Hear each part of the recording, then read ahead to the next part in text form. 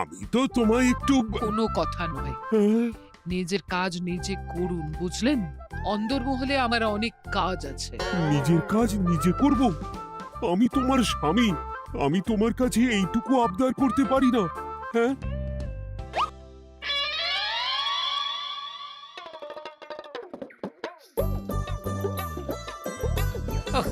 আজ গিন্নির সাথে বচসা করতে গিয়ে দেরি হয়ে গেল। মহারাজ আবার আমার দেরি দেখে রেগে না যান।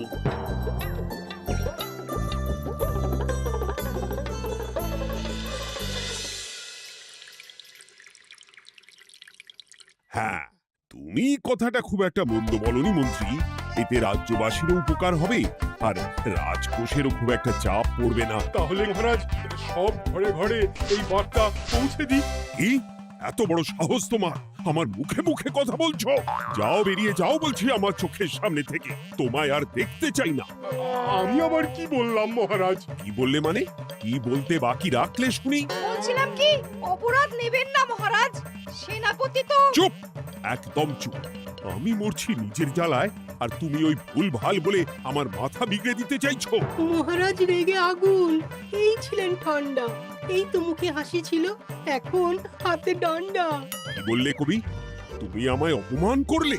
যাও, এক্ষুনি তোমরা সবাই দূর হয়ে যাও আমার সামনে থেকে। কাউকে চাই না আমি। এই মুহূর্তে রাজসভা আমি শূন্য দেখতে চাই, না হলে আজ সব কটা গর্দান নেব আমি। যাও বলছি।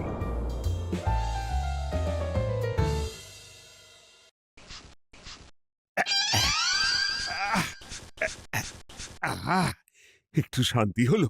ভেবেছিলাম রাজসভায় করব তাই রে নাই রে, রাজা দিলেন ঘাড় ধাক্কা, এখন সবাই বাইরে। সে তো তোমার জন্য, তুমি তো বেমক্কা একটা এমন কবিতা বললে। আহ, কেন এইভাবে চড়ছেন মন্ত্রী মশাই? দোষ তো আপনারও। আপনি তো কি একটা বলে রাজা মশাইয়ের মাথা গরম করে দিলেন। আমি আবার কি বলেছি? আরে মহারাজ তো সেনাপতির ওপর রেগে গেলেন। আরে বাবা, আমি আবার কি করলাম? পণ্ডিত মশাই কি সব বলে দিলেন, তখনই তো মহারাজ। এই আমার নামে একটা অসাধু বাক্য বললেই আমি কিন্তু। এ কি কাণ্ড! কৃষ্ণনগর রাজসভার সভারত্নরা বাইরে বের হয়ে কি মহা হট্টগোল শুরু করলেন। মহারাজ সবাইকে একসাথে ঘাড় ধাক্কা দিয়েছে। ওরে বাবা, এতগুলো ঘাড়ে রাজামশাই একসাথে ধাক্কা দিলেন কিভাবে? আচ্ছা, দোষটা কে করলো? দোষ করেছে ও, দোষ করেছে ও। দোষ করেছে ও। দোষ করেছে ও।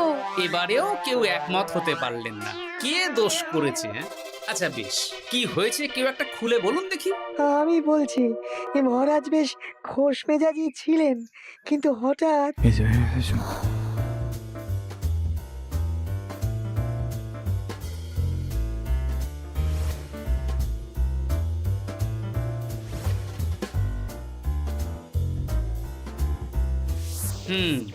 এই কাণ্ড, এ তো ভারী অদ্ভুত রোগ মনে হচ্ছে।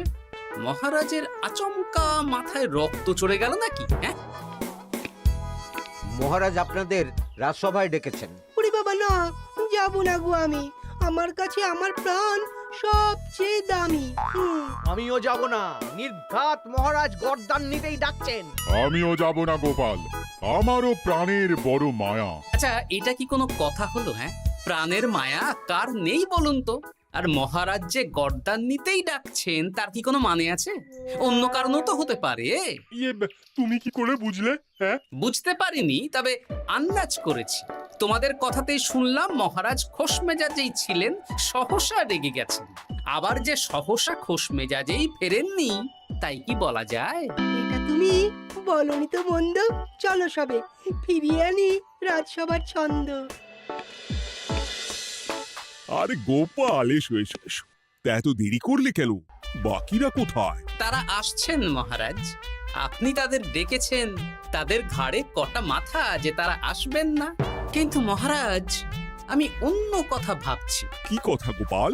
আপনি নাকি সভায় আজ হঠাৎ সবার উপরে রেগে গিয়ে তাদের সভা থেকে বের করে দিয়েছেন মহারাজ। এ কি সত্যি মহারাজ? আরে না না গোপাল, মোটেও না।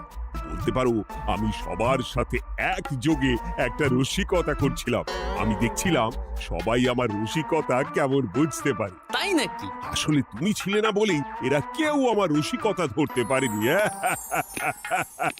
এ কি সত্যি মহারাজ? আপনি সত্যি আমাদের উপর কোনো রাগ করেননি? হুম, এ কি এই সব কিছুই আপনার রসিকতা ছিল? ও মা, তাই নাকি মহারাজ?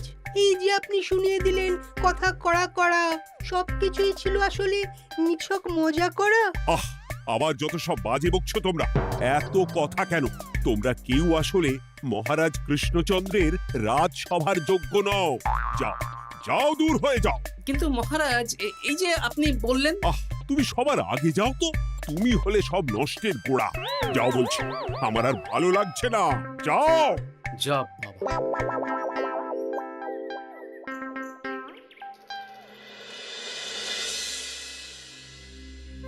কি বুঝছেন? না না না, আমি তো সবই ঠিক দেখছি রানীমা। হ্যাঁ, এটা ঠিক যে নারীর গতি কিঞ্চিত চঞ্চল বটে, তবে তা তো হতেই পারে। বাকি সবটাই ঠিকই আছে। তাহলে এমন হচ্ছে কেন? মহারাজ এইভাবে যখন তখন রেগে যাচ্ছেন কেন? আজ শুনলাম আপনাদের সভা থেকে দুবার বের করে দিয়েছেন, আবার ফিরিয়ে এনেছেন। হুম, হুম, হুম। আমি ওষুধ পাঠিয়ে দিচ্ছি, আর মহারাজের কিঞ্চিত বিশ্রামের দরকার। হ্যাঁ, তোমার মাথা আর আমার মুন্ডু। বলি, আমি বিশ্রাম নিলে রাজকার্যকে চালাবে শুনি তুমি, নাকি ওই অকর্মার ঢেকি মন্ত্রী? না মানে ওই আমি। যাও, আর আমার কথা বলতে ভালো লাগছে না। আমাকে একটু একা থাকতে দাও।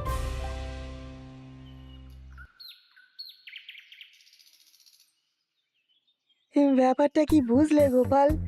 রাজবৈদ্য তো মহারাজকে দেখতে রাজবাড়িতে গেছেন। কি মনে হয়? গতকালও আমি যখন বাগানে গেলাম,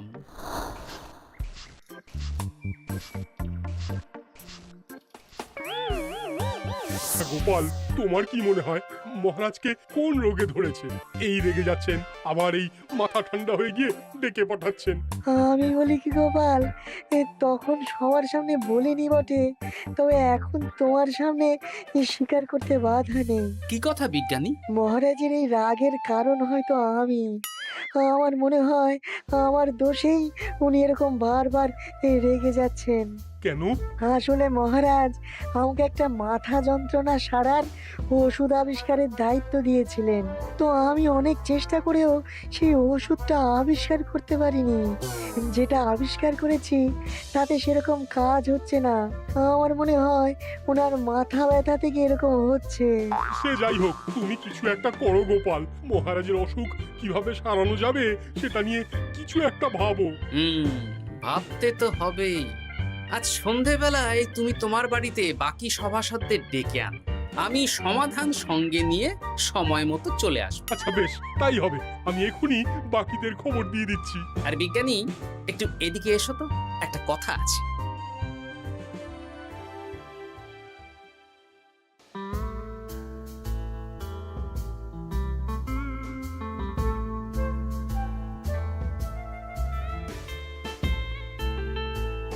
গো, বলি এইভাবে ঘুরলে কি মহারাজের ব্যামো সেরে যাবে? তা সারবে না।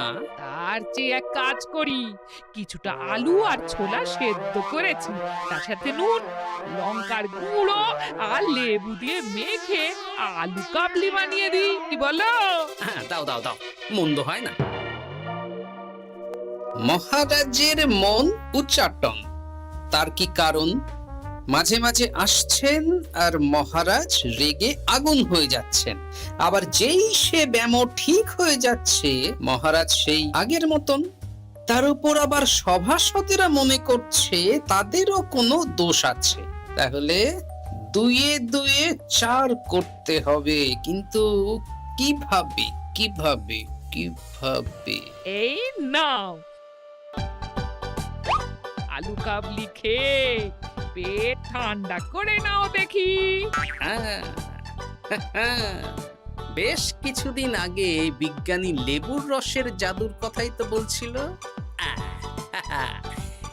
আচ্ছা গিন্নি, তুমি তোমার বিয়ের সময় তোমার বাবার মুদির দোকানের একটা কাঠের ছোট বাক্স পেয়েছিলে না, যাতে শ্বশুর মশাই মোহর রাখতেন? উমা, সে বাক্স তো ঝুলকালি মেখে আছে গো, তা দিয়ে তোমার কি হবে? ঝুলকালি লেগেছে? বাবা বাবা বাবা, তাতে তো আমার কাজ আরো ভালো হবে। যাও যাও যাও, নিয়ে এসো দেখি। আমি ততক্ষণে বেশ খানিকটা অদৃশ্য কালি বানিয়ে ফেলি।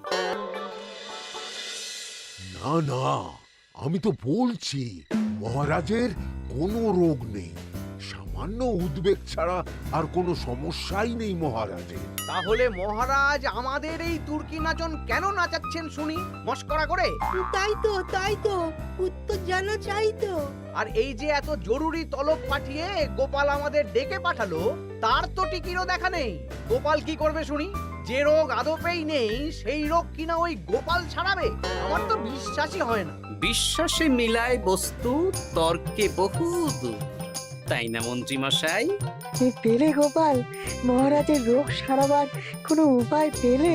আচ্ছা গোপাল, রাজবৈদ্য বলেছেন মহারাজের কোনোই অসুখ নেই, তা তুমি কি সারাবে শুনি? হ্যাঁ, রোগ হয়তো রাজবৈদ্য মশাই ধরতে পারেননি, কিন্তু কিছু তো আছেই যার জন্য মহারাজ এমন আচরণ করছেন, তাই না? তা তুমি বলো না মহারাজ এমন কেন করছেন, আর কি তার সমাধান? এক এক করে বলি। আমি ভেবে দেখলাম এর জন্য আমরাই দায়ী। বলো কি? আমরা সবাই কোনো না কোনো সময়ই মহারাজের রাগের কারণ হয়েছি, তাকে আঘাত দিয়েছি, বিষণ্ণ করেছি। ইচ্ছে করে করিনি হয়তো, কিন্তু করেছি। আর মহারাজ সেই সব কথা বুকে চাপা দিয়ে রেখেছেন। তুমি বলতে চাইছো অতীতে সেই সব ভুলের কারণেই মহারাজ এমন করছেন? আমার তো তাই মনে হয় সেনাপতি। আচ্ছা আচ্ছা, তর্কের খাতিরে যদি তাই ধরে নি, তাহলে এখন আমাদের কি করণীয়? আমরা তো কাল যন্ত্রে চেপে অতীতে ফিরে যেতে পারবো না যে সেই সব ভুলগুলো শুধরে দেব। তা হয়তো হবে না, কিন্তু কিংকর্তব্য বিমূঢ় বাবার আদেশ যদি মানি, তাহলে এই সমস্যার সমাধান সম্ভব মন্ত্রী মশাই। কি বললে? ত্রিকালজ্ঞ বাবা কিংকর্তব্য বিমূঢ়, সে আবার কি গোপাল? আছেন একজন জ্ঞানী ব্যক্তি, আমার খুব পরিচিত। তার দেওয়া একটা উপদেশ আমার জানা আছে।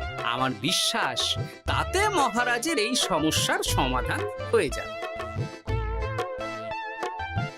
কি করে শুনি? এই কালি হলো অদৃশ্য কালি। কলম দিয়ে অদৃশ্য কালিতে কাগজের উপর লিখতে হবে। কি লিখতে হবে? লিখতে হবে যে মহারাজের সাথে অতি সাম্প্রতিক কালে আমরা যা যা অন্যায় করেছি তাই লিখতে হবে। কোনো মিথ্যে কথা লেখা যাবে না। তবে চিন্তা নেই, অদৃশ্য কালি, ফলে কেউ কারো লেখা পড়তে পারবে না। এইবার এই কাগজ ভাঁজ করে ফেলে দিতে হবে এই বাক্সে। বাক্সে তালা, তার চাবি থাকবে মন্ত্রী মশাইয়ের কাছে। আবার আমার কাছে কেন? পরে যাতে কোনো সন্দেহ না করেন, যা সন্দেহবাতিক মন আপনার। বললে এইবার এই বাক্স সারা রাত নদীর ধারে বটতলায় পড়ে থাকবে, চাঁদের আলো পান করবে। তারপর সকালে আমরা সবার সামনে এই বাক্স ফেলে দেব নদীর জলে। সবার অন্যায় সারা রাত চাঁদের আলো পান করে শুদ্ধ হয়ে ভেসে যাবে নদীর জলে। ব্যাস ব্যাস, আমরা সবাই পাপ মুক্ত হয়ে যাব। একদম সবাই শুদ্ধ হয়ে যাব, আর মহারাজের ব্যামো সেরে যাবে। কিন্তু তুমি কোনো চালাকি করছো না তো গোপাল? অদৃশ্য কালিতে লেখার সাথে আমি আর কোন চালাকি করব মন্ত্রী মশাই? দেখুন, আমি একটা কাগজে লিখছি। কি কিছু বোঝা যাচ্ছে?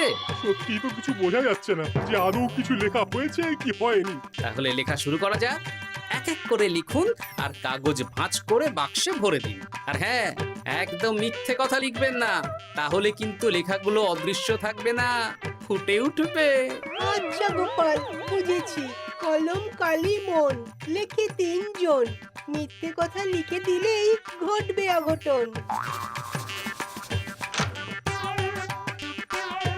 আমি বাক্সটা নদীর পাড়ে সঠিক জায়গায় রেখে আসব।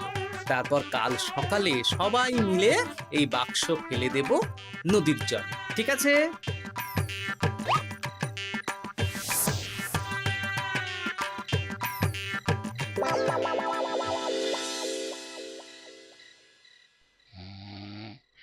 কথায় আছে, মনে যা আসে বলে যাও, ভুলেও লিখো না, তাহলেই বিপদে পড়বে।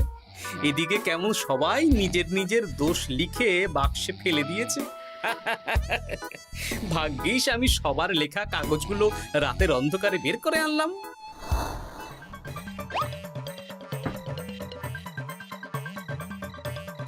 এইবার এই কাগজগুলো ঢুকিয়ে দিলেই কেল্লা ফতে। এখন সবার পাপের স্বীকারোক্তি আমার হাতের মুঠোয়।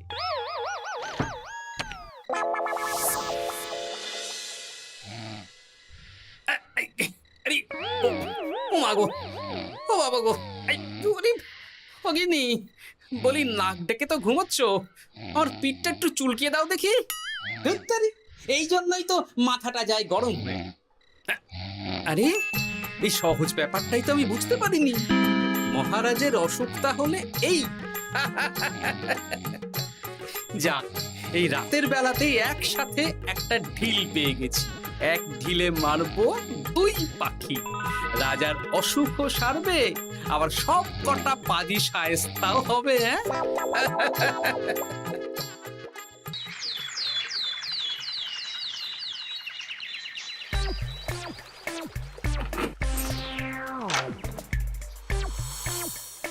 কি এইবার শান্তি হয়েছে তো মন্ত্রী মশাই? যেমন অদৃশ্য লেখা ছিল সেরকমই আছে তো? কিন্তু এতে কি মহারাজের রোগ সেরে যাবে? যাবে না মানে? মনে করুন সেরে গেছে।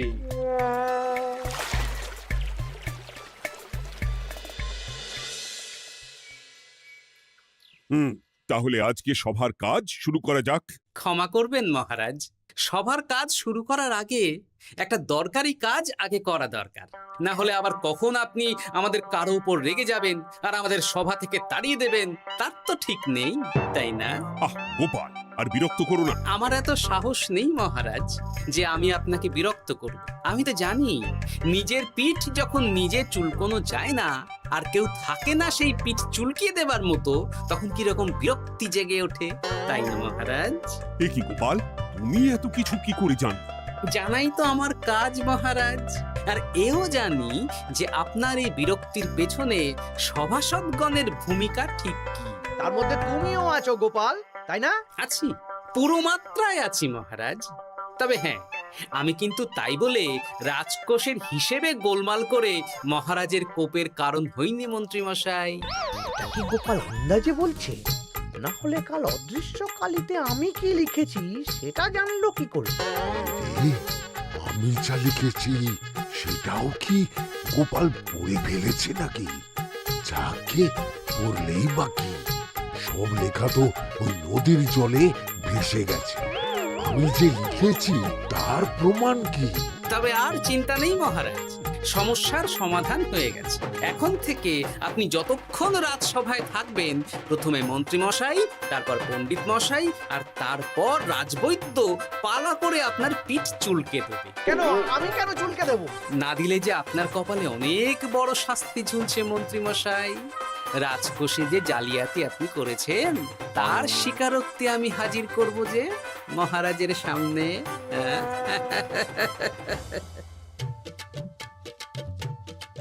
এই নিন মহারাজ, মন্ত্রী মশাইয়ের পাপের স্বীকারোক্তি। আপনি আগে মন্ত্রী মশাইয়ের লেখাটা পড়ুন, তারপর একে একে সকলের স্বীকারোক্তি দিচ্ছি। এ কি মন্ত্রী, তুমি রাজকোষ থেকে 500 মোহর চুরি করেছো, আর তার বদলে সেই হিসেব তুমি পুকুর পাড় বাঁধানোর খরচ হিসেবে দেখিয়েছো। এই সেরেছে, এটা ফুটে উঠলো কি করে? সে অনেক কাণ্ড মন্ত্রী মশাই, বাকিদের সবারটাই আছে, এত জেনে কাজ কি? না না, জানতে তো হবেই। তাহলে শুনুন, এই অদৃশ্য কালি আসলে লেবুর রস। গতকাল রাতে আমি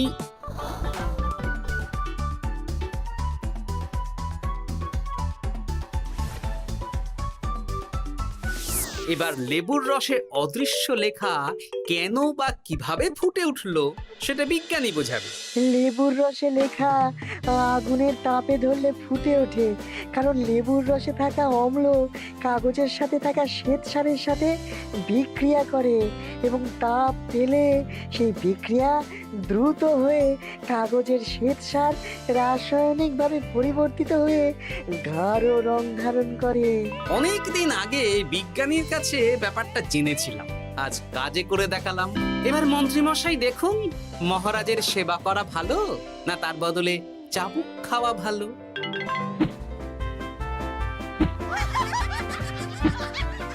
বাবা না না উফ! আগে যেমন বুনো ওল তেমনই তো বাঘা তেঁতুল হবে মন্ত্রীমশাই।